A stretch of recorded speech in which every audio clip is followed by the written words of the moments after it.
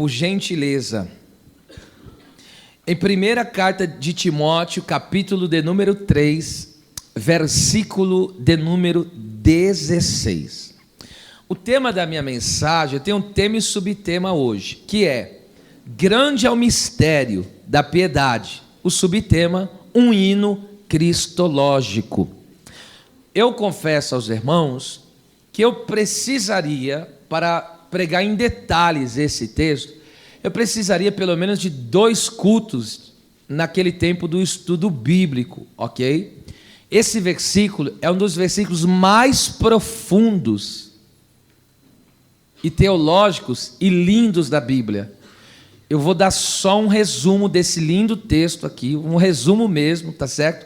Porque depois, mais para frente, nós vamos voltá-lo e a trabalhar ele de forma mais ampla. Mas não deixa de ser esse resumo que vamos trabalhar hoje aqui, é de forma assim fantástica, fantástica, fantástica. Eu estou tão inspirado, esse texto me deixou tão maravilhado, que eu quero pedir a permissão para vocês, e mesmo que vocês não permitissem, eu ia ler.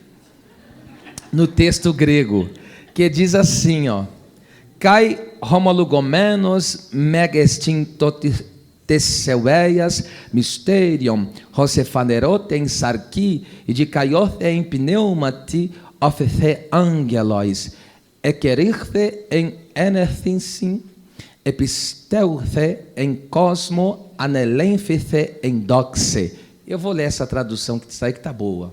E sem dúvida alguma, grande é o mistério da piedade. Aquele que se manifestou em carne, corpo humano, foi justificado em, melhor aqui, no Espírito, letra maiúscula, é o Espírito Santo, visto dos anjos, pregado aos gentios ou nações, crido no mundo e recebido acima na glória. Pode tomar o assento.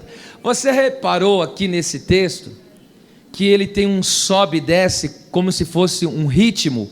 É porque é um hino, era um hino cantado pela igreja, ok? É um hino, por isso que eu coloquei como subtema aí, um hino cristológico. Pois bem, este texto, um trecho de um hino cristocêntrico ou cristológico, é um dos mais belos, ricos e teologicamente profundos das Sagradas Escrituras.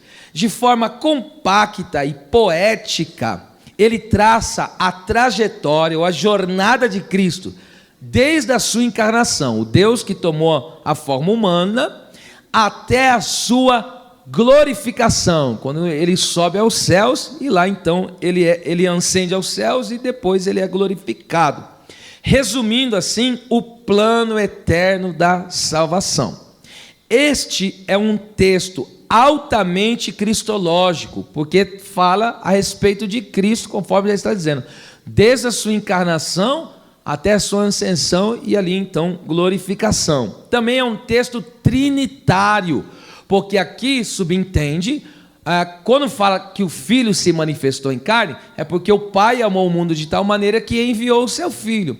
O Espírito aqui é o Espírito Santo, que declara, que mostra, obviamente, que Jesus é o Filho de Deus. Então veja, o Pai enviou, o Filho veio aqui consumar a obra e o Espírito Santo vindicou. Que coisa tremenda é essa? Tudo nesse texto. E ainda mais, este texto ressalta a natureza da igreja, que confessa e dá testemunho de Jesus Cristo, porque se ele foi pregado, é porque alguém o pregou, e quem pregou? A igreja do Senhor é que pregou. Isso sem falar em outro texto, em outro tema teológico que tem esse texto, que é a respeito da doutrina dos anjos, a angelologia. Olha quantos temas tem nesse versículo. Por isso que eu disse para vocês que aqui é um resumo do evangelho cantado e envolve várias doutrinas. Então é um texto muito vasto, belo e riquíssimo para ser explorado. Pois bem, ele começa dizendo assim: e sem dúvida alguma, grande é o mistério da piedade, ou da nossa devoção, no caso, a Deus. Essa palavra, sem dúvida alguma, é a palavra homologomenos, que significa indiscutivelmente, sem controvérsia, inegavelmente, confessadamente, é falar concordemente. Ou seja, a igreja, o verdadeiro cristão, reconhece publicamente, em seu testemunho diário, o viver da vida cristã, você vive Cristo, sua pregação e, como aqui nesse texto, seus hinos com convicção, é uma convicção, ou seja, não há dúvida, é indiscutível e inegável que Jesus Cristo é o grandioso Deus encarnado e exaltado. Então não há controvérsia disso, não tem ninguém que está aqui, que é um crente verdadeiro, que discute isso, que venha negar isso, que Jesus é Deus, que toma forma humana, ok? E depois ele cumpre o seu ministério, morre, ressuscita, sobe aos céus e está à destra do Pai intercedendo por nós. Então isso é inegociável, isto é indiscutível, isto é inegável por todo verdadeiro cristão. Pastor, e se alguém nega isso? Não é verdadeiro, ok? Porque o texto aqui está claramente assim dizendo. A igreja, cada genuíno cristão é chamado a ofertar um sacrifício de louvor a Deus. Em Hebreus, capítulo de número 13, versículo de número 15, a Bíblia diz o quê? Ofereçamos sempre, não é algumas vezes, veja, sempre, continuamente, sem parar, em todos os momentos, por Ele quem? Jesus Cristo. Ofereçamos sempre por Jesus Cristo a Deus o Pai, sacrifício de louvor. Aí ele explica, que sacrifício é esse? Isto é, o fruto dos lábios que confessam o seu nome. Confessar aqui é falar concordemente. E o que nós confessamos? Isso que acabei de falar, que Jesus é o Verbo encarnado, é o Deus homem, que Jesus, ele veio na terra, cumpriu o seu ministério de poder, ele se entregou voluntariamente na cruz do Calvário, morreu, ressuscitou. Então isso verdadeiramente é confessar o nome do Senhor. Agora perceba, quando eu confesso assim, eu estou o quê? Oferecendo um sacrifício de louvor a Deus. Confessar o nome de Jesus, pregar o Evangelho, viver o Evangelho, é uma oferta de louvor ao nosso Deus, ora essa.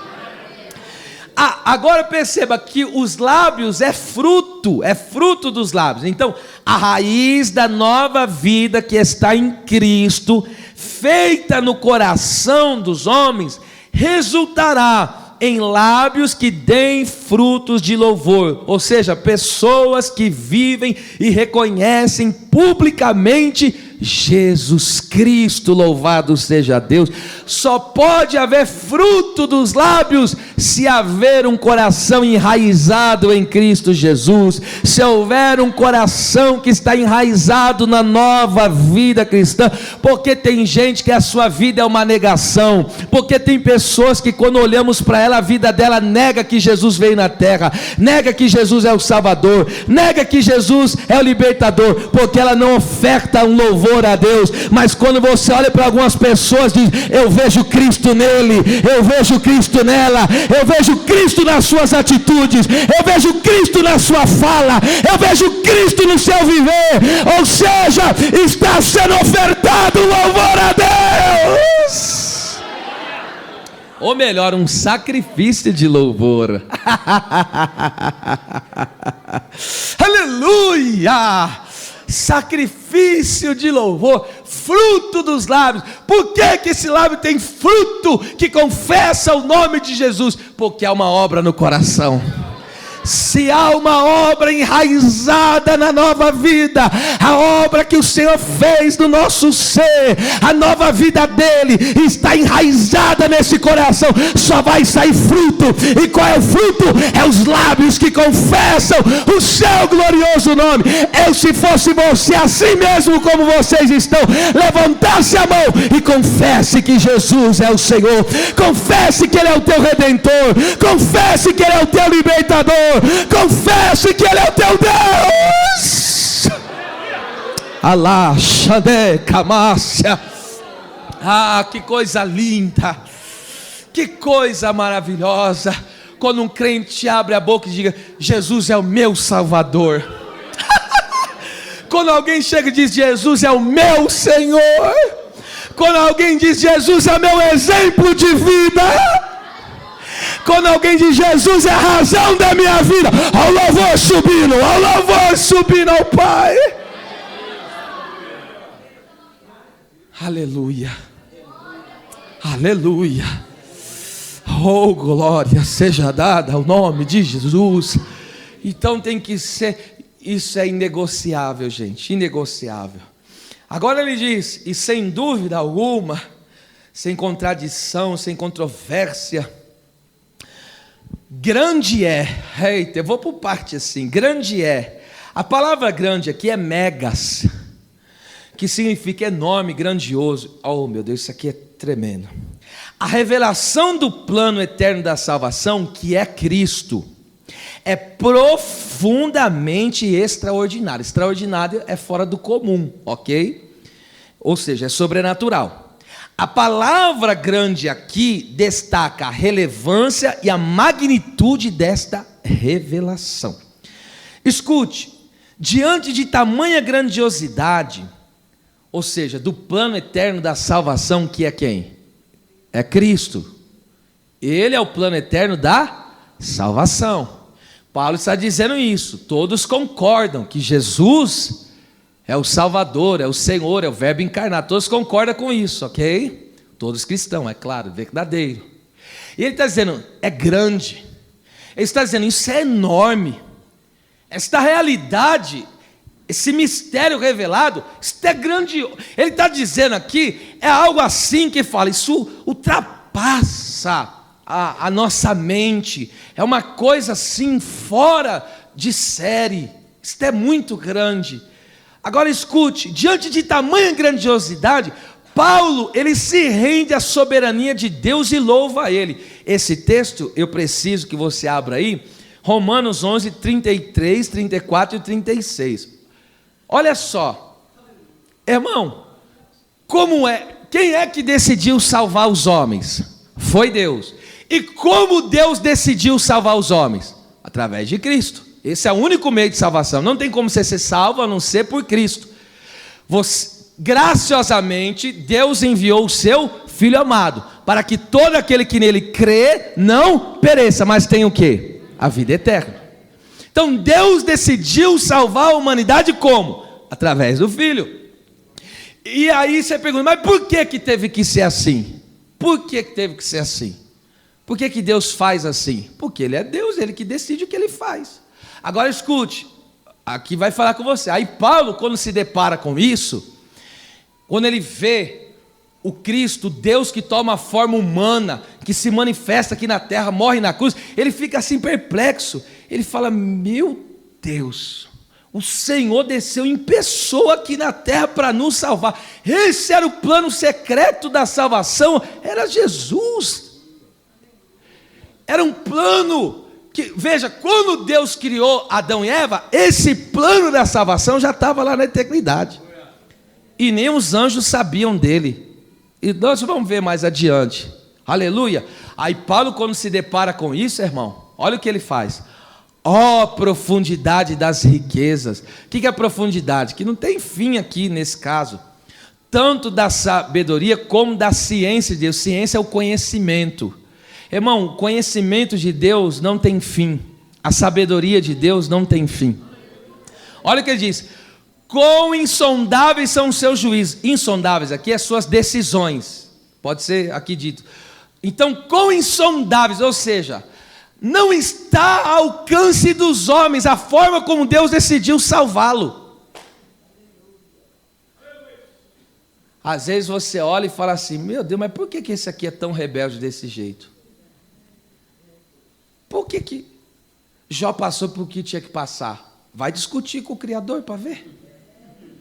Ele decide fazer como que ele quer. Quando Paulo vê, porque aqui ele está tratando de Israel, o povo que ele escolheu para se revelar como luz, e aquele povo foi rebelde, e depois Deus vai alcançar, vai restaurar eles. Quando aí incluiu os gentios, ele está falando disso, ok? Então quando ele se depara com essa grandiosidade de Deus, com a sabedoria de Deus em conduzir as coisas, a soberania de Deus, escrever a história detalhe por detalhe, antes de ele criar o ser humano, ele já viu o final da história. Aí Paulo ele fala: meu Deus, vamos lá, olha o que ele diz que é mais. Então, ainda o versículo 33. Aí ele diz assim, ó: então quão insondáveis são os seus juízos, as suas decisões. Então a gente não alcança, é impossível alcançar a forma de Deus decidir. E o que mais? E quão inescrutáveis os seus caminhos.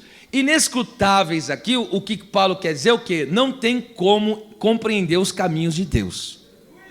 Você não pode entender os caminhos que Deus resolve trabalhar. A forma como Deus trabalha, não dá para entender. Aí o versículo 34, olha lá. Porque quem compreendeu o intento do Senhor, melhor traduzido, quem pode compreender a mente de Deus? Quem é que pode dar um mergulho na mente de Deus e vasculhar ela lá, e entender o que Deus planeja, o que Deus pensa? Aí veja, quando ele se depara com isso, aí olha o que ele faz. A única coisa que ele faz, 36, ele pega e diz, aí ele canta: porque dele, e por ele, e para ele, são todas as coisas, glória pois a ele, eternamente. Amém, ponto final. Assim seja. Vamos lá, repetindo para vocês: a sabedoria de Deus não tem fim, e assim como o seu conhecimento, as suas decisões são impossíveis de alcançar, os seus caminhos são incompreensíveis, e a sua mente é inexplicável. Então o que me resta diante disso? Questioná-lo, falar porque é assim, porque é assado? O que me resta é fazer como Paulo: porque dele, ele me criou, por meio dele desceu na terra e veio me resgatar. E para quê? Para que o nome dele seja glorificado, porque dele, por ele, para ele são todas as coisas, não só aqui agora, mas por toda a eternidade ele será glorificado.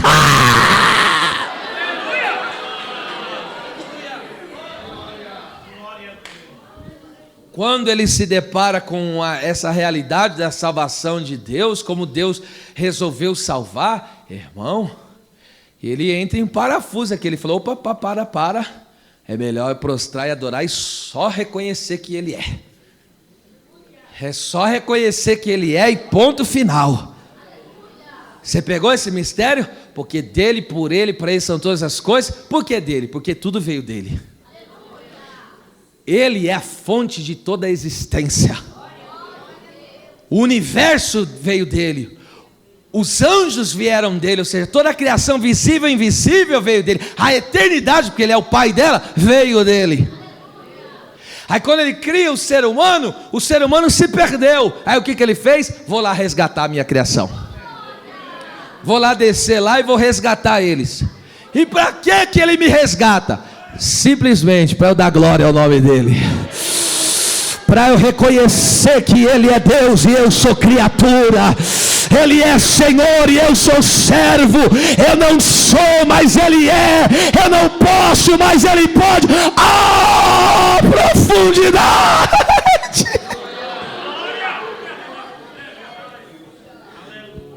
Às vezes os caminhos que Deus traça para nós, só para você entender esses mistérios, são mais longe, mas Deus sabe o que está fazendo. Quando Deus resgatou Israel, tinha um caminho tão curtinho, era um caminho pertinho, mas Deus falou: vou levar vocês pelo caminho mais longo.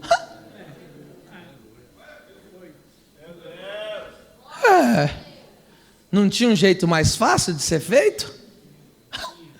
Ele é Deus. E aí você fala: mas por que? Ele faz do jeito que Ele quer. Ele faz o dia que Ele quer. Ele faz a hora que Ele quer. Ele faz o momento que Ele quer. Mas uma coisa é, quando Ele decide fazer, não tem quem possa impedir, não tem quem possa barrar, não tem quem possa. Sabe por quê? Os planos de Deus é grandioso e não falham, são infalíveis. Quem pode adorar a Deus e reconhecer que Ele é grande? Ele é grande, Ele é grande, Ele é grande. Quem sabe aqui nesta noite há pessoas questionando a Deus o que tem vivido, questionando a Deus o que tem passado. Questiona não, bem, se prostra e reconhece. Aleluia. Faça que nem Abraão, não deixe entrar no seu coração incredulidade, mas seja fortalecido, dando glória a Deus. Dando glória a Deus. Você está sendo fortalecido para permanecer rendido aos pés do Senhor. Vamos lá, glória a Deus. Aí ele diz, grande é o quê? Então, sem dúvida, grande é o mistério. Eita, o crente gosta dessa palavra, né? Mistério. Deixa eu falar um negócio aqui para vocês. Mistério aqui é mysterion no grego, que significa propósito oculto, vontade secreta. Aqui refere-se a uma verdade divina que esteve oculta, mas agora foi revelada. Então, mistério aqui não é nada para os crentes, não é nada mais escondido para nós, longe, distante de nós. Agora é um mistério revelado. E eu vou ler por questão de didática e de ensinamento, tá certo? A minha intenção aqui maior é o ensinamento nesta noite. O mover espiritual é consequência quando Deus decide fazer. Romanos 16, 25 e 26, ok? Vamos lá. Olha, eu estou te mostrando o que é o mistério. Qual que é o mistério que é grande? Ora, aquele que é poderoso para vos confirmar, segundo o meu evangelho e a pregação de Jesus Cristo, conforme a revelação do mistério. Quem que é a revelação do mistério? O evangelho, Cristo. Ele é a revelação do mistério. Que mistério? Deus decidiu desde os tempos eternos salvar a humanidade através do seu Filho. Esse é o mistério. O mistério é que Cristo veio salvar a humanidade, vai fazer um novo céu e uma nova terra, e é onde a paz perfeita vai reinar. Esse é o mistério. Então o mistério é o plano eterno da salvação. Quem é o plano? Cristo. É um plano infalível. Agora veja, conforme a revelação do mistério que desde os tempos eternos esteve oculto. Porque Deus, o Pai, o Filho e o Espírito Santo, esse plano veio, né? O Pai, o Filho e o Espírito Santo conferenciaram esse plano. Detalhe, nem os anjos conheciam o plano da salvação. Nem os anjos tinham conhecimento. O Senhor escondeu até dos anjos. Ele escondeu, mas agora, versículo 26, olha o que Deus fez. Mas que se manifestou agora, e se notificou pelas escrituras dos profetas, segundo o mandamento do Deus eterno, e a todas as nações para a obediência da fé, ou seja, para que as pessoas obedeçam a Cristo e sejam salvos pela fé. Então, o plano, o mistério oculto, aqui agora que vem algo lindo, ok? Então esse era o mistério, algo oculto, uma verdade divina, um plano, um segredo que Deus tinha. Deus tinha um segredo que não compartilhou com ninguém. Aí Deus falou, eu vou dar a vida eterna. E vai ser por um meio. Qual vai ser o meio que eu vou dar a vida eterna? Aí veja, através da revelação do seu Filho. Aí quando chega isso aqui me encanta. Isso aqui se não tocar no seu coração, não sei mais o que pode. Então, quando Jesus veio na terra, Jesus veio fazer o quê? Jesus veio contar e revelar o segredo, o mistério. Ele veio contar o mistério. Ó, eu vim aqui, eu desci aqui na terra para contar um mistério para vocês. Eu desci aqui na terra para contar um segredo para vocês. E há um porquê que eu vou contar esse segredo. Para fazer vocês o quê de mim? Aqui está a resposta. João 15, versículo de número 15. Glória a Deus. Já não vos chamarei servo, disse Jesus, porque o servo não sabe não sabe o que faz o seu senhor, mas tenho-vos chamado amigos, porque tudo quanto ouvi de meu pai. Por que ele está falando ouvir? Porque agora ele está na forma humana. Então ele falou, tudo que o pai falou para mim, tudo que o pai revelou, que eu sou o plano da salvação, vos tenho feito conhecer. Jesus falou, eu vim contar um segredo para vocês.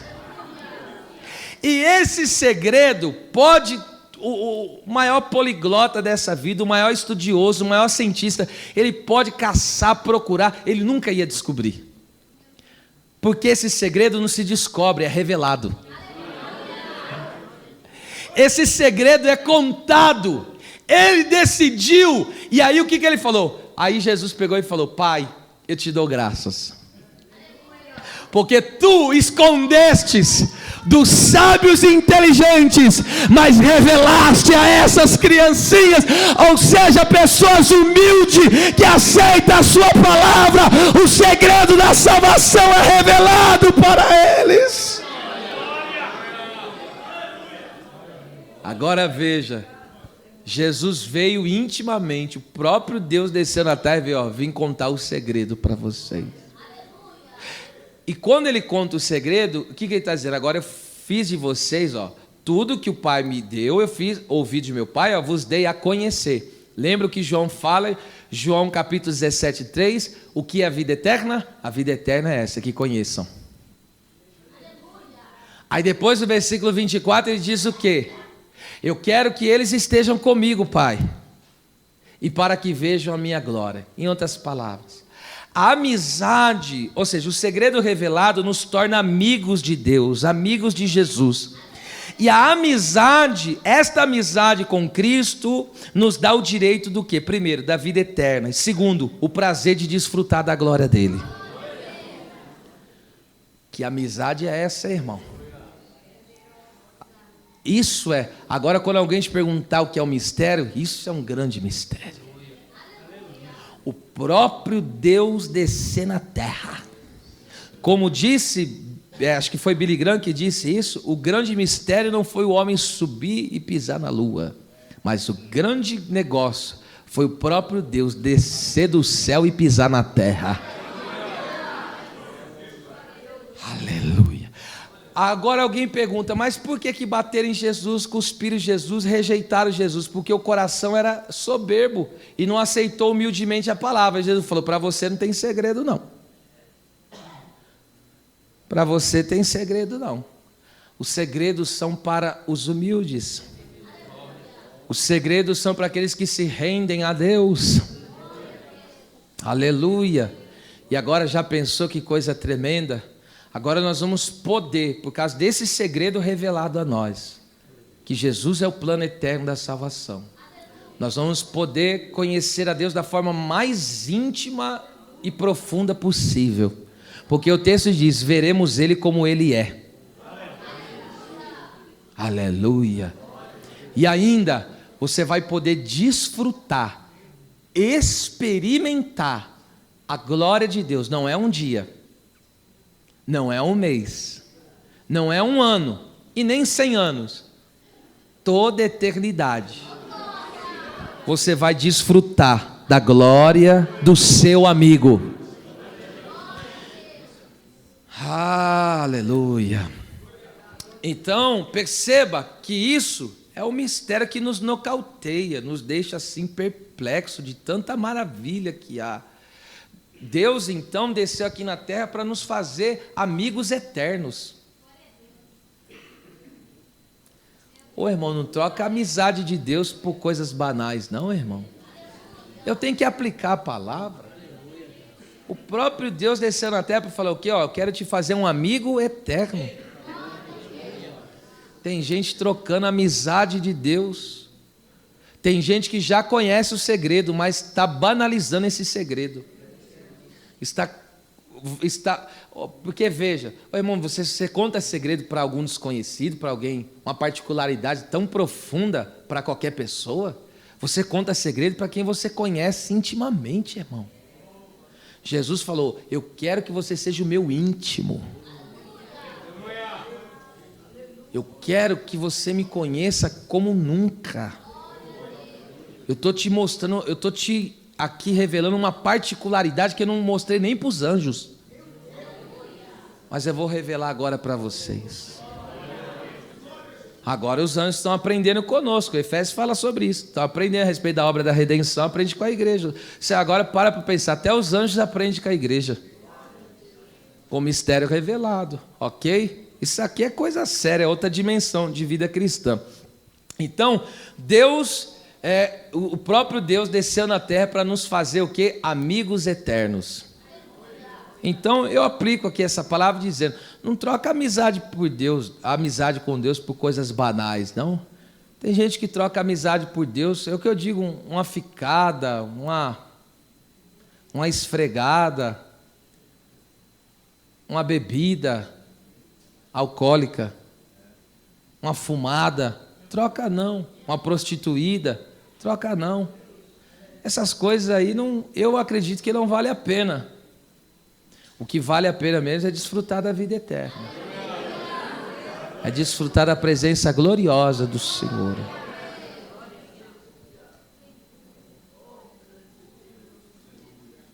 Valorize o segredo.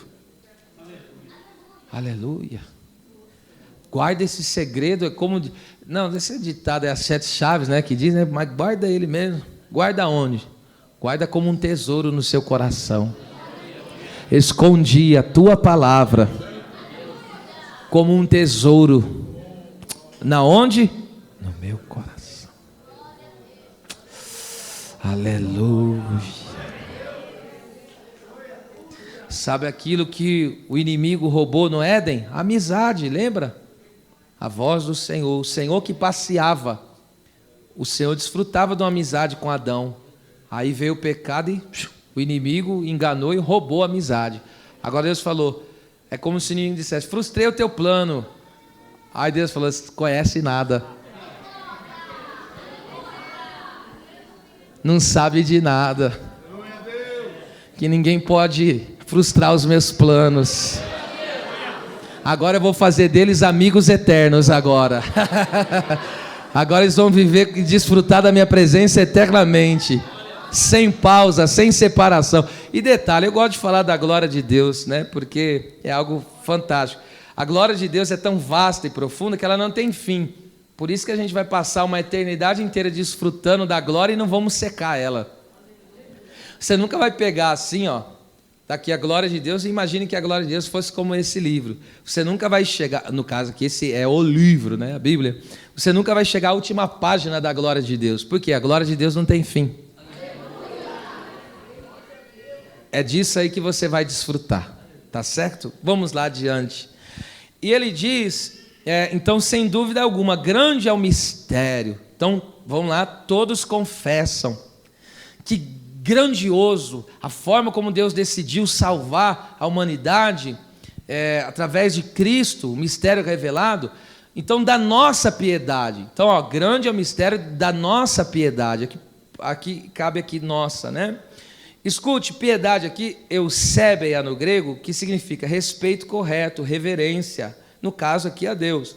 Carrega a ideia de uma vida de devoção e adoração a Deus, a qual se manifesta em uma conduta correta. Deus é o objeto do nosso profundo amor, dedicação e reverência, através da pessoa de Jesus Cristo. Ele nos ensinou o que é ter uma vida piedosa totalmente dedicada ao Pai. Jesus falou assim, ó, eu não desci na terra para fazer a minha vontade, mas eu desci para fazer a vontade daquele que me enviou. João 6:38. Então veja, qual que deve ser aqui a nossa devoção? A exemplo do Cristo, a nossa devoção, o nosso profundo amor, o nosso fervor espiritual, o nosso temor a Deus, o nosso respeito, ok? É totalmente, Deus é objeto. Então, o nosso mais limpo e mais puro e mais profundo amor, ele é dedicado a Deus. A força da nossa vida, os nossos ânimos, a nossa saúde, tudo isso nós temos que devotar ao nosso Deus. Toda a nossa vontade tem que ser rendida a Deus, porque diante desse mistério revelado, o que nos sobra é a devoção total ao Senhor, é fazer como Jesus fez. Pai, eu estou aqui na terra só para fazer uma coisa, a sua vontade, Pai. Glória a Deus, oh, bendito é o Senhor. Agora começa o cântico, tá bom? Aqui, agora esse cântico ele tem 6 estrofes, tá certo? E o primeiro é esse aqui: aquele que se manifestou em carne. Aqui em português não dá para ver, tá? Mas no texto grego ele está separadinho, certinho, em forma de poesia aqui, sabe? Então, a primeira estrofe aí desse poema, desse cântico, veja como que ele é altamente centrado em Jesus, aquele que se manifestou em carne. Ô irmão, agora escute isso aqui, que coisa tremenda. Manifestou é faneró, no grego significa tornar visível, conhecido. Então veja, quando o texto diz aquele que se manifestou em carne, o que ele está dizendo? A Bíblia diz que Deus é espírito. Ô irmão. E outra coisa, coloca aí 1 Timóteo 6,16. E esse Deus, que só Ele tem a imortalidade, olha o que a Bíblia diz que era impossível. Aquele que tem, Ele só a imortalidade. O único ser imortal é Deus. A imortalidade está em Deus. É só Deus que pode nos tornar imortal. Ter vida, ok? Vida eterna. Existem pessoas que vão ter a morte eterna, mas nós não, vamos ter a vida. Só Ele tem a imortalidade, ó. Olha isso aqui agora, que fantástico. Habita na luz inacessível. O que é inacessível? Não tem acesso. Irmão, ninguém tinha acesso a Deus. Deus era um ser inacessível. Por que Deus era inacessível? É que eu sempre explico. Imagine se alguém pode chegar perto do sol. Por que não pode? Porque ele tem muita energia, ok? Se chegar perto do sol, o calor do sol faz o quê? Faz a pessoa desaparecer, sumir. Agora, a glória de Deus é muito mais forte do que o sol. Imagine pessoas chegarem perto, se Deus se revelar na sua total glória. Irmão, não sobra nada. Deus é todo glorioso. Aleluia.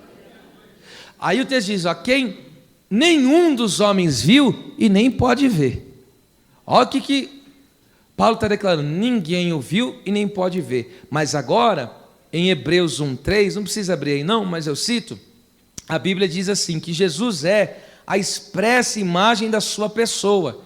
Olha lá, a parte B aí, né? Então, o qual sendo o resplendor da sua glória, a parte B, e a expressa imagem da sua pessoa. Ou seja, Deus era inacessível. O que Jesus veio fazer? Veio tornar Deus acessível para nós. Ele tomando a forma humana. Agora entende por que ele falou tremendamente para Felipe, irmão? Quem vê a mim, está vendo ao Pai. O que Jesus está falando? Entre eu e o Pai, não tem diferença. O mesmo amor que o Pai tem, é o que eu tenho. A mesma sabedoria que o Pai tem, eu também tenho. Então todos os atributos que o Pai tem, o Filho também tem e o Espírito Santo também tem, porque Ele é Deus. Só que agora, Deus não era palpável, nós não podíamos chegar e tocar em Deus. Aí chega João, isso aqui dá nó na cabeça da gente. Aí chega João, 1 João, ele diz, nós tocamos na palavra da vida. Deus agora se torna acessível, como? Quando Ele toma a forma humana. Jesus veio na terra, para quê? Para nos dar acesso. Para que Deus se tornasse acessível para nós. Esse é o grande mistério da vida, é o próprio Deus.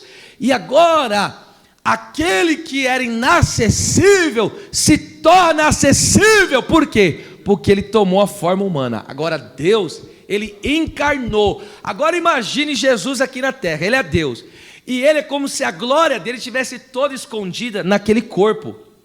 Agora entende, quando Ele chegou no monte da transfiguração, Ele só deu só uma fagulha para os discípulos, Ele pegou e se transfigurou. Vou te mostrar só um pouquinho para vocês aqui, como que eu sou. E quando Ele se transfigurou, o texto diz, o rosto dEle era mais forte do que o sol. As suas vestes resplandeciam, como nenhum lavandeiro nessa terra poderia branqueá-la. Aleluia! Glória a Deus! Aleluia! A mensagem hoje é cristocêntrica. Quem está na carne não consegue sentir nada hoje. Agora veja, então esse Cristo, veja, Jesus tornou visível a pessoa de Deus com o propósito de, vou dar apenas 4 propósitos, porque o Senhor tornou, Jesus tornou visível a pessoa de Deus, tá certo? Tornou visível, com o propósito, primeiro, de salvação. Tito 2,11 está escrito, e a salvação, a graça de Deus se manifestou, trazendo salvação a todos os homens. Então, primeiro, para que Jesus tomou a forma humana e desceu na terra? Salvar. Posso liberar uma profecia? É profético mesmo. Em nome de Jesus, esse Deus maravilhoso não vai deixar ninguém da tua família de fora. A salvação de Deus alcança a tua família e a tua parentela. O segredo de Deus será revelado para eles, em nome de Jesus.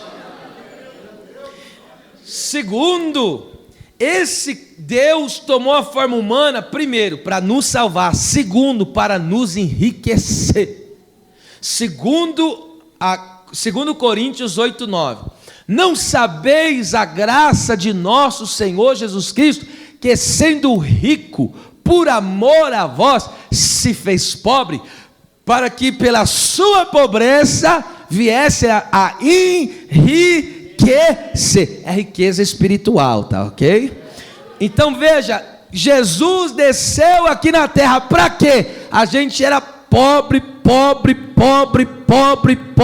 que não enxergava um palmo na nossa frente, nós não tínhamos riqueza espiritual nenhuma. Olha como Deus te fez rico, você tem a vida eterna, você tem a graça de Deus, o Espírito Santo você não está aqui não, você tem o fruto do Espírito, você tem os dons do Espírito, você é rico, você é um arquibilionário da fé.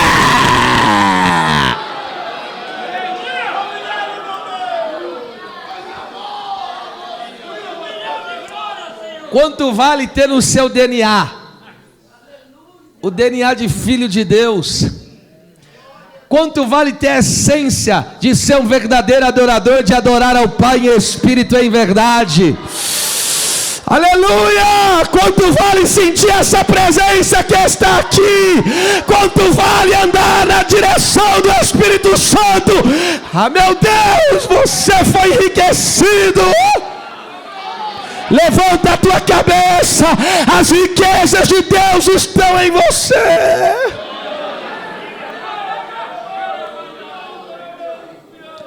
Fala a verdade, quanto custa ter comunhão com Deus, irmão? Fala a verdade, aonde todas as necessidades, todas são supridas? Em Deus. Agora veja, se você quiser hoje falar com o presidente, duvido que ele te atende. Duvido. Né?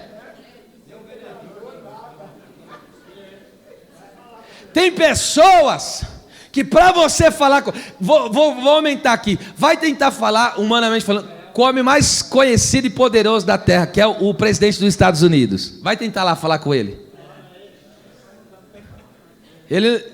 Você vai viver uma vida inteira e não vai conseguir, provavelmente não vai conseguir chegar até ele. É muito difícil chegar, não é impossível, mas é muito difícil. Mas veja só, sabe qual é a diferença, qual é a distância que você está de Deus? De um joelho no chão. Pelo sangue de Jesus, tendo ousadia para entrar no santuário do Senhor. Aí o crente, porta fechada, dificuldade, faltando recurso, problema.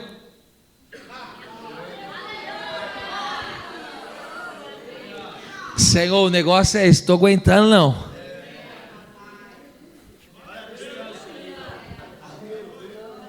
Orou, pronto, o céu já se moveu já. Daqui a pouco se levantou da oração, o telefonema chegou. Ó.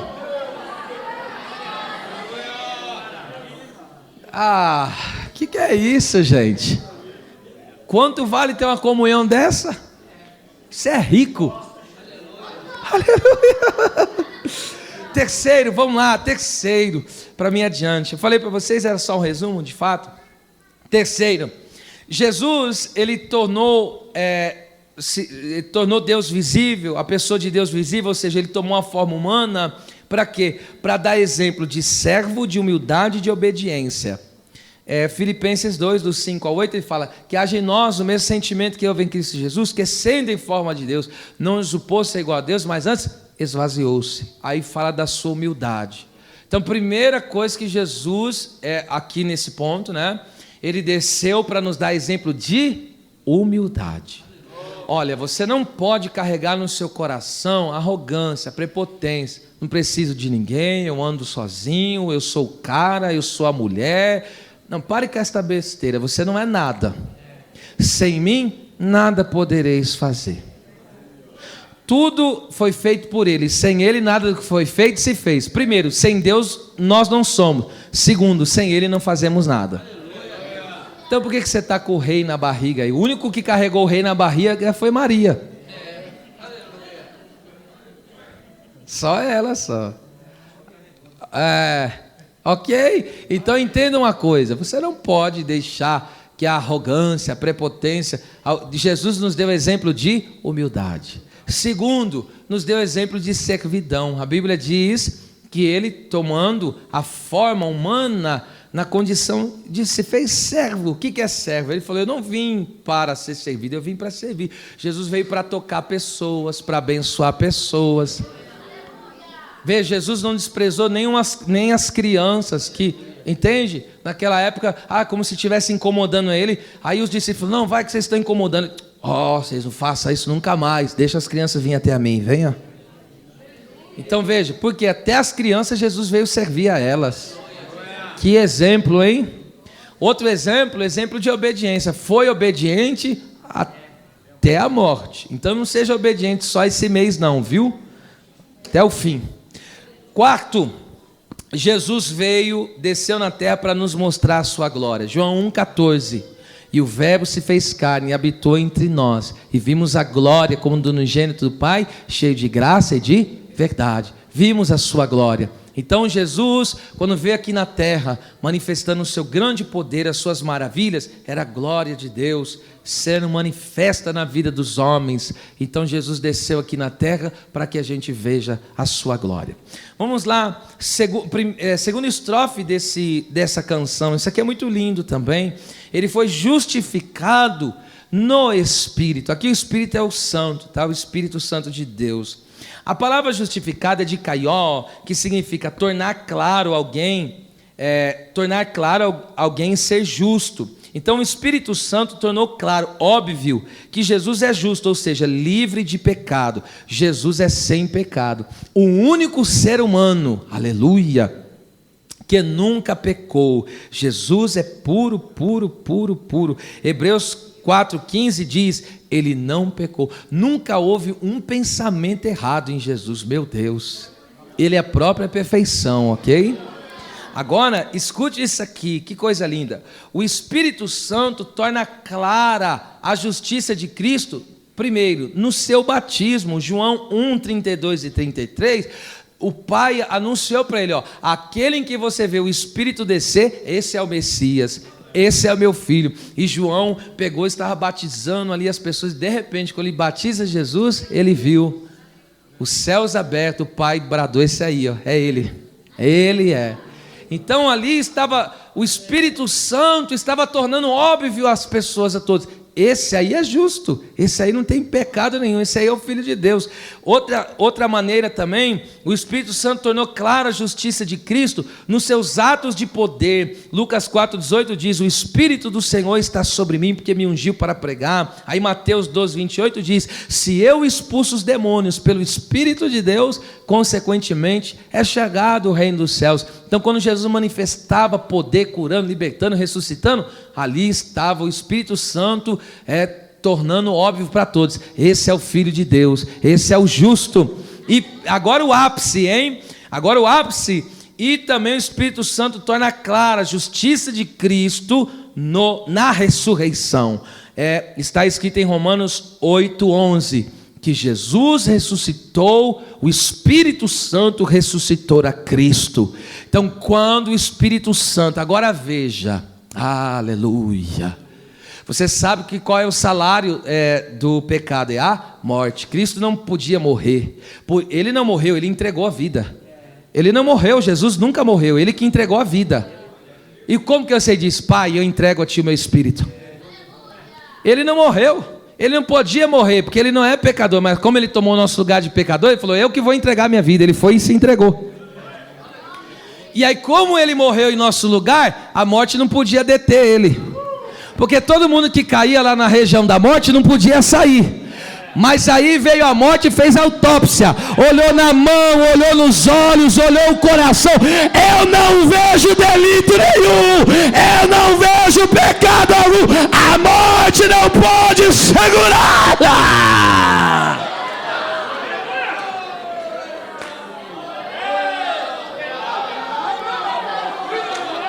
Era machada coce me entre bagaçai. Eu fico vendo quando ele entrega a vida, a morte foi lá fazer autópsia. Deixa eu ver no pé dele, não tem nenhuma poeira no pé dele, não tem nada. Deixa eu ver a mente dele, deixa eu vasculhar, não tem nada, não tem. Ele é sem pecado, ele é perfeito, ele é puro, ele é tremendo.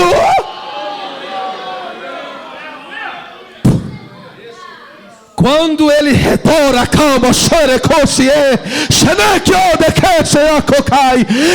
ele ressuscita, o Espírito Santo está dizendo: este é o Filho de Deus, este é o homem sem pecado, este é o verdadeiro Deus e a vida eterna.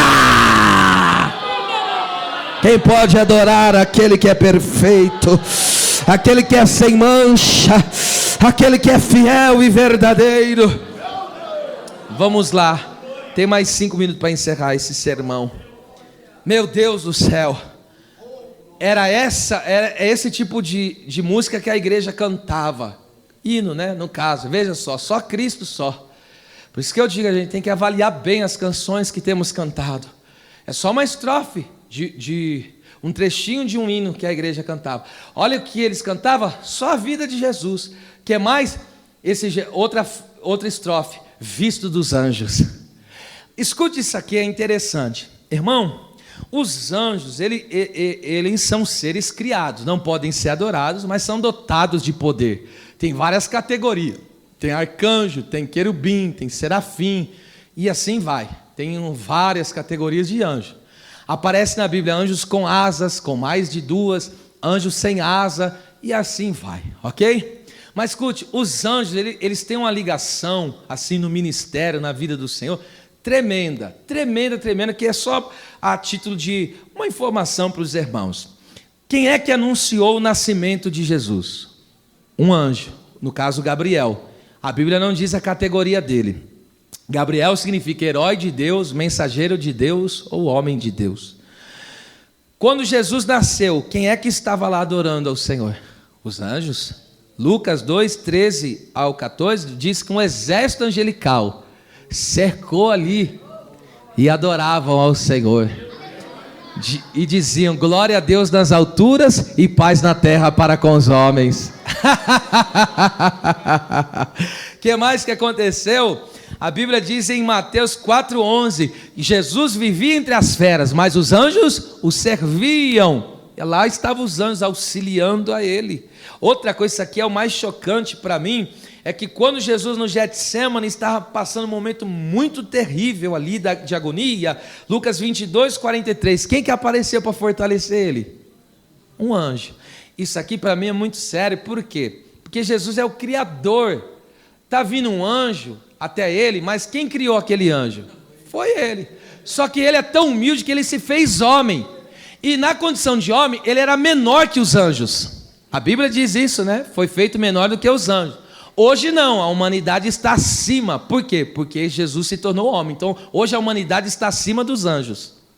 Olha o que Jesus fez comigo e com você. É que eu digo, essa mensagem é extremamente teológica, né?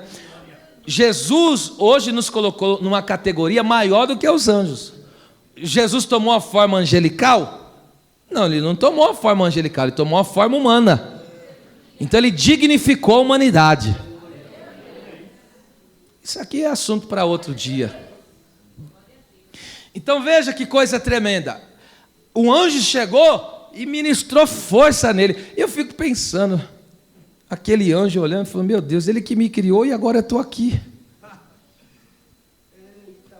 Sendo usado com a força que ele me criou para fortalecer ele. Isso é fora. Esse Deus ele é humilde. O nosso Deus é humilde ao extremo. Ele é a própria humildade em pessoa, realmente. O que mais que aconteceu?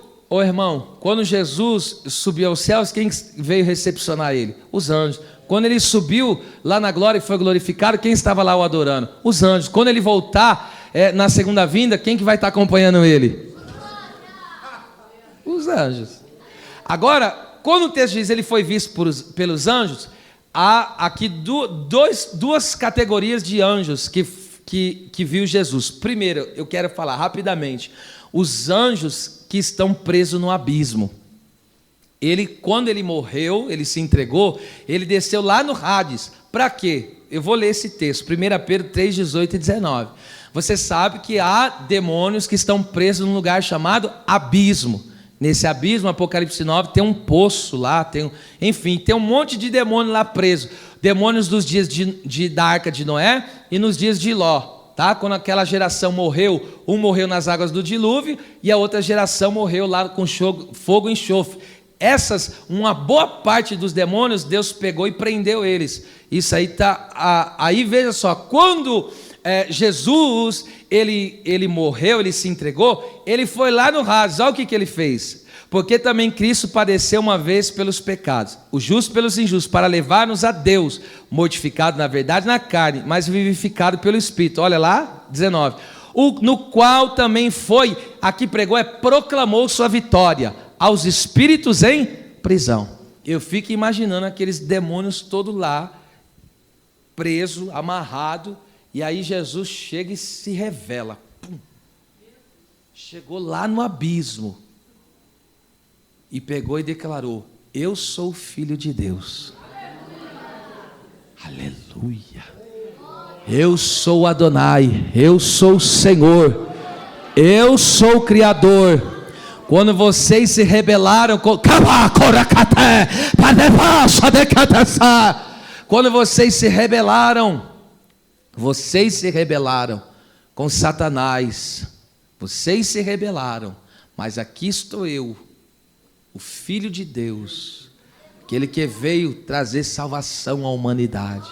E Jesus proclamou a sua vitória, dizendo: o diabo, nem a morte, nenhum de vocês puderam me deter. E eu fico imaginando, quando Jesus chegou lá, aqueles demônios devem ter tremido todo, irmão. Imagine o Senhor vitorioso, chegando lá no abismo. Imagine aqueles demônios vendo aquela luz radiante, aqueles demônios tudo em condenação. Jesus dá uma passada no lugar de tormento. Imagine, vocês me rejeitaram, eu sou o Filho de Deus. Que coisa terrível, hein?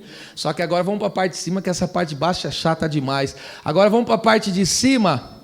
Mateus 28, versículo de número 2, versículo 2, 5 e 6. E aí agora Jesus pegou, foi lá, proclamou a vitória diante dos espíritos, os demônios, os anjos caídos. Tem uma passada lá no lugar de tormento e verdadeiramente pegou e declarou que ele era o Filho de Deus, que eles tinham rejeitado a salvação e agora vão perecer. Só que agora tem um povo lá em cima na expectativa. Ele morreu, mas falou que vai ressuscitar. Ele morreu, mas falou que vai voltar. Aí o que aconteceu? As mulheres estão preocupadas. Marcos 16, qual é a preocupação? Quem nos removerá a pedra? Quem vai arrancar a pedra? Quem vai tirar a pedra? Quem vai? E eis que houvera um grande terremoto, porque um anjo do Senhor, descendo do céu, chegou, removendo a pedra e sentou sobre ela. Como que aquele anjo dizendo: nós vimos o Cristo ressurreto, nós vimos que Jesus é o Filho de Deus, Jesus é o vitorioso. Aí os anjos estão dando testemunho, os anjos que viram Jesus ressurreto, versículo 5 e o 6, aí olha só o que dizem: mas o anjo respondendo disse às mulheres que estavam preocupadas com a pedra: não tenhais medo, pois eu sei que buscais a Jesus que foi crucificado. Veja, ele não está aqui, porque já ressuscitou, já ressuscitou, já ressuscitou. Quem crê nesse Cristo ressurreto, dá 30 segundos mais de glória a Deus. Só quem crê que os anjos testificam que Ele é o Filho de Deus. É baixa na canta labassúria. Uracanta labaxere me canto bacassai. Xanaca labandécia. Eu estou sentindo a presença. Não é de um Cristo caído, não é de um Cristo fracassado. Eu estou sentindo a presença do Cristo vitorioso, do Cristo vencedor, do Cristo eterno. É forte. Aleluia. Aleluia. Adiante. Que mais que agora encerrei aqui, vai, para a gente poder cear. Depois eu vou voltar. Outro dia nós vamos estudar esse texto. Vistos os anjos, pregado aos gentios, pregado a todas as nações. Quando ele começou a ser pregado? A partir de Jerusalém. Começou a ser pregado lá. Começou-se ali os discípulos a anunciar. Ele ressuscitou. Veja só, esta mensagem corre no mundo há mais de 2000 anos. Olha onde essa mensagem veio chegar. Olha onde esta mensagem veio chegar. O Jesus que ressuscitou lá em Jerusalém veio parar aqui na cidade de Assis. Ele ressuscitou. A notícia chegou aqui. Ah, meu Deus, eu vou voar aqui nessa noite. Aquela notícia que os anjos pegaram e disseram: já não está aqui, ressuscitou. E os discípulos saíram pregando. Olha onde a notícia chegou. Foi pregado, agora aqui vamos lá. Foi pregado aos gentios. Outra estrofe. Foi o que mais? Crido no mundo. Veja, a pregação do Cristo vivo nunca é em vão. Por que não é em vão? Porque deu resultado. Enquanto estão pregando sobre Jesus, o que está acontecendo? Tem gente crendo nele. Tem gente acreditando nele. Não pare de falar de Jesus.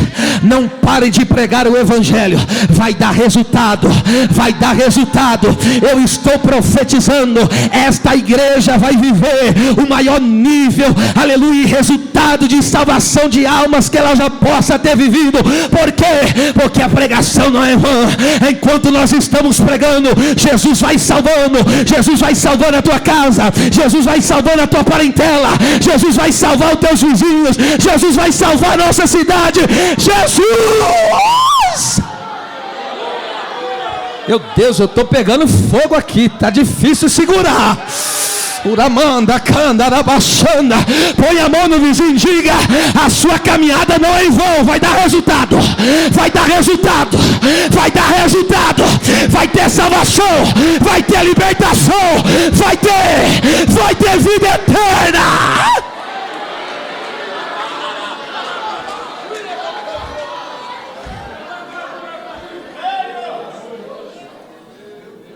E agora, para finalizar, você veja, olha como que é o louvor aqui.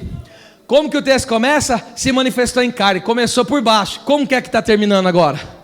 Foi recebido acima, na glória. Esse louvor é assim, ó, só para você ver como que é fantástico. É fantástico. Eu estou assim, me maravilhado, me deliciando com esse texto. Esse texto é assim, ó, manifestado em carne. Aí ele sobe. Justificado no Espírito. continua no alto, visto pelos anjos. Aí ele desce, pregado às nações. Aí ele continua no baixo, crido no mundo. Aí ele sobe, recebido na glória. Recebido. Agora deixa eu só te contar como ele foi recebido. Posso contar para vocês? Atos 1:9 diz que quando Jesus ele foi subindo, os anjos foram escoltando ele. Desceu como se fosse uma escolta, vamos assim dizer. Aí coloca aí, Salmo 24, versículo de número 7. Veja, já não é mais o Cristo arrebentado da cruz, já não é mais o Cristo com coroa de espinho, já não é mais o Cristo com seu corpo todo retalhado. Agora é um Cristo com um corpo ressurreto. Agora é um Cristo glorioso. Uns anjos desceram e estão subindo. Aí veja o que esses anjos que estão subindo fala para os anjos que estão lá nos portais eternos. Ele diz assim: levantai, ó porta, as vossas cabeças, levantai, ó entradas eternas, e entrará o Rei da Glória. Aí os anjos em cima falam: mas pera lá, o Rei está aqui. Quem é? Aí veja só, versículo de número 8. Vamos lá, filho. Quem é este Rei da Glória? Eles perguntam: mas quem é esse Rei da Glória aí? É o Senhor forte e poderoso, o Senhor poderoso da guerra. Venceu o pecado, venceu o diabo, venceu os demônios e venceu a morte. Aí no versículo 9: levantai, ó portas, as vossas cabeças, levantai, ó entradas eternas, e entrará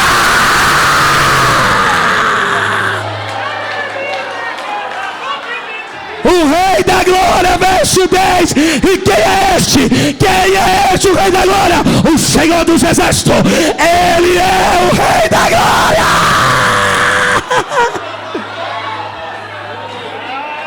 Meu Deus, meu Deus, meu Deus. Por favor, põe a cadeira correndo aqui agora. Aí veja só, põe a cadeira. Aí agora pega um livro na mão. Está aqui o Pai, senta aí o Pai. O Pai está aqui sentado agora, Apocalipse 5. O Pai está sentado no trono. Aí tem um anjo bradando e dizendo: quem é digno de abrir o livro e desatar os seus selos? Aí João começou a chorar. João começa a chorar. João chora, nem no céu, nem na terra. Vamos lá. E viu um anjo forte bradando com grande voz: quem é digno de abrir o livro e desatar os seus selos? Vai rápido. E ninguém no céu, nem na terra, nem debaixo da terra podia abrir o livro e nem olhar para ele, que estava na mão do Pai. E eu chorava muito. João estava desesperado, porque ninguém foi achado digno de abrir o livro, nem de ler, nem de olhar para ele. E disse-me um dos anciões: não chores, eis aqui quem está vindo, o leão da tribo de Judá, a raiz de Davi, que venceu. Ele vem vitorioso, ele vem triunfante, para abrir o livro e desatar os seus 7 selos. E olhei, e eis que estava no meio do trono um dos 4 animais viventes, e entre os anciões um cordeiro, como havia sido morto. Me tinha 7 pontas e 7 olhos, que são 7 Espíritos de Deus enviados a toda a terra. E veio, olha lá, Jesus está subindo. E o que ele veio? Ele veio e pegou o livro da mão do Pai, da destra do que estava sentado sobre o trono. Quando ele pega o livro, e havendo tomado o livro, os 4 animais, os 24 anciões, prostraram-se diante do cordeiro, tendo nas suas mãos harpas e salvas de ouro cheias de incenso, que são orações dos santos. Aí o que aconteceu? E cantava um cântico novo, dizendo: digno é de tomar o livro, de abrir os seus selos, porque foste morto, e com teu sangue compraste para Deus homens de toda tribo, língua e nação.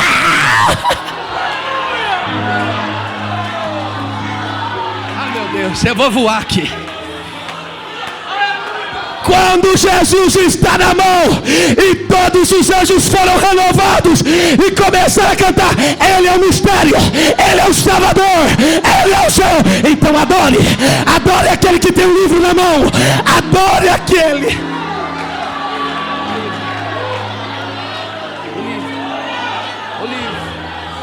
O livro está na mão, o livro está nas mãos. Eu encerrei agora. Pastor, o que significa abrir o livro e os selos? Sabe o que significa? Apocalipse 21 e 22. Nas aberturas dos selos, a história vai se desenrolando, o plano eterno de Deus vai sendo revelado. E aí termina assim: e vi um novo céu, a nova terra. Coloca aí Apocalipse 21, 4 e 5. Eu encerrei aqui, meu Deus. Eu fui até além hoje. E Deus limpará de seus olhos toda lágrima. Não haverá mais morte, nem pranto, nem clamor, nem dor, porque as primeiras coisas já são passadas. E o que estava sentado sobre o trono disse: eis que faço novas todas as coisas. Pega na mão do seu irmão aí, pega na mão do seu irmão, levante a mão dele em sinal de vitória aí agora. Eu vou te dar 15 segundos, porque o tempo está escasso, para você adorar a Deus juntamente com Ele aí agora. Diga: o teu Cristo é vitorioso. Você tem que viver um Cristo vitorioso. Você tem que pregar um Cristo vitorioso. Você tem que cantar um Cristo vitorioso. Oh, camacia, para comenecer igminância comanai. Só quem sente a presença do Filho de Deus, só quem sente a presença do Eterno, só quem sente a presença, olha lá, Ele vai batizar alguém com o Espírito Santo aqui, pastores. Ele vai renovar alguém aqui agora. Ele vai curar outro aqui agora.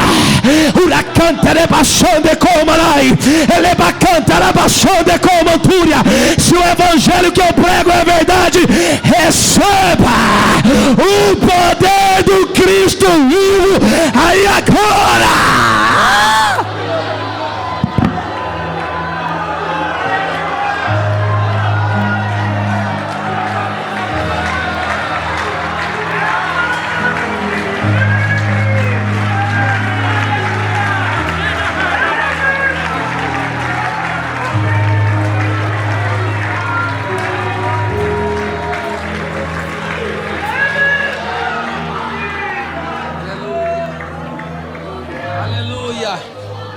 Aleluia.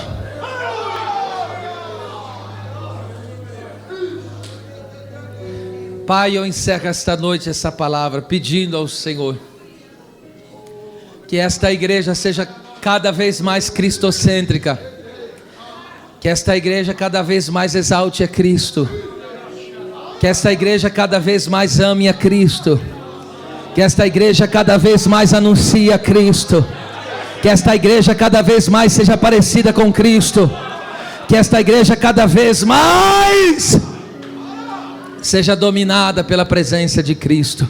Nos enche de Ti, Senhor. Esta é a minha oração, em nome de Jesus. As palmas louvem ao Senhor.